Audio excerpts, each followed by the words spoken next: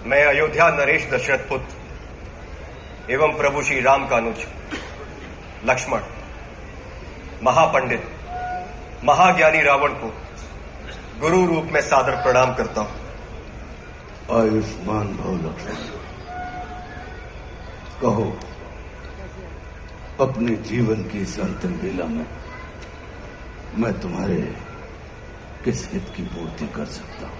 हे महामना, नीति, धर्म, राजनीति एवं समस्त वेद शास्त्रों के ज्ञाता, आप अपने ज्ञान और अनुभवों की दीक्षा से लक्ष्मण के जीवन का मार्ग प्रशस्त करने की कृपा करें। मैं देख रहा हूं लक्ष्मण कि तुम एक योग्य शिष्य की पात्रता लेकर उपस्थित हुए। अस्तु, मैं अपने जीवन के कुछ अनुभव तुमसे अवश्य साझा करूंगा। हे सुमित्रा नंदन, अहंकार चाहे सत्ता का हो या सौंदर्य का, शक्ति का हो या भक्ति का, धन का हो या धर्म का, वो बड़े से बड़े विश्व विजेता को नष्ट कर देता है। इसका प्रत्यक्ष उदाहरण ये त्रिलोक विजेता, विद्या विशारद, महापंडित रावण है। अहंकार में तीनों गए, कुल, गौरव और वंश। ना मानो तो देख लो इस रावण का। लक्ष्मण, रावण को अपने ज्ञान का अहंकार था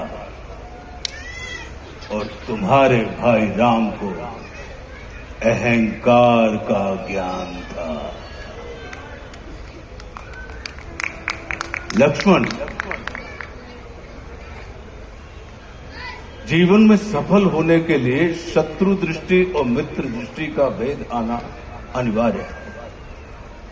मित्रता भले ही अपने समतुल्य या अपने से निम्न स्तर के व्यक्ति के साथ कर लेना, किंतु शत्रुता सदैव अपने से योग्य व्यक्ति के साथ ही ठानना। क्योंकि ये जगत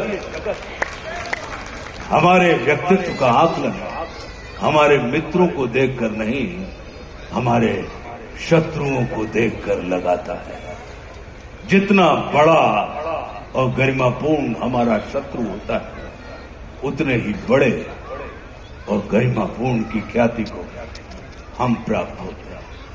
देखो ना, इस जगत ने जो कुछ राम से जुड़कर प्राप्त नहीं किया, उसे रावण ने राम से लड़कर प्राप्त कर लिया।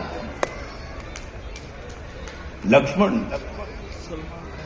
वे हमारे शत्रु ही होते हैं जो हमारे अंदर सुप्त पड़ी हुई ऊर्जा को जागृत करने का कार्य करते हैं। हमारा शत्रु ही होता है जो हमें असुरक्षा से निकालकर सुरक्षा में जाने की प्रेरणा देता है।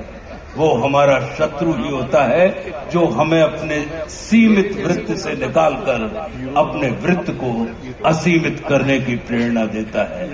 इसलिए शत्रु तिरस्कार का नहीं, नमस्कार का पात्र होता है।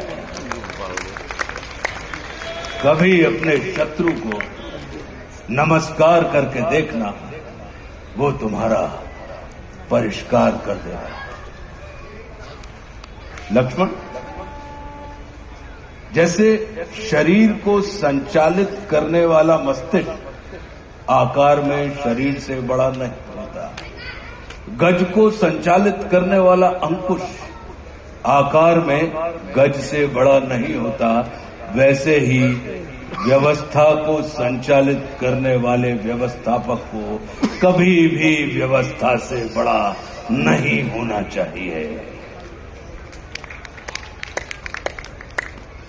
ये सारा नीति ज्ञान तुम्हारे भाई श्री राम तुम्हें स्वयं दे सकते थे, किंतु उन्होंने तुम्हें मेरे पास भेजा। जानते हो क्यों? लक्ष्मण, मेरी संस्कृति असुर की है, लेकिन मैं प्रकृति से एक तपस्वी हूं, साधक।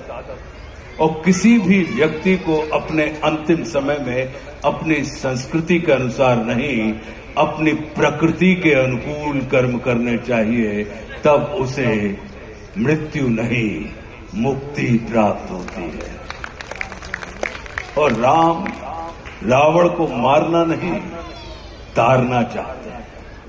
तभी तो उन्होंने मेरे अंतिम समय में मेरी प्रकृति के अनुकूल उपदेशात्मक कर्म करवाकर मेरी मुक्ति के मार्ग को प्रशस्त कर दिया। आने वाले समय में ये जगत कहेगा कि त्रिलोक विजेता, विद्या विशारद, महापंडित रावण की पराजय का एकमात्र कारण है कि उसके पास लक्ष्मण जैसा भाई नहीं था। लेकिन इस जगत को ये स्मरण रखना चाहिए कि लक्ष्मण जैसा भाई प्राप्त करने के लिए व्यक्ति को रावण नहीं, स्वयं राम बनना पड़ता है। सदैव अपने भाई राम के अनुगामी रहना।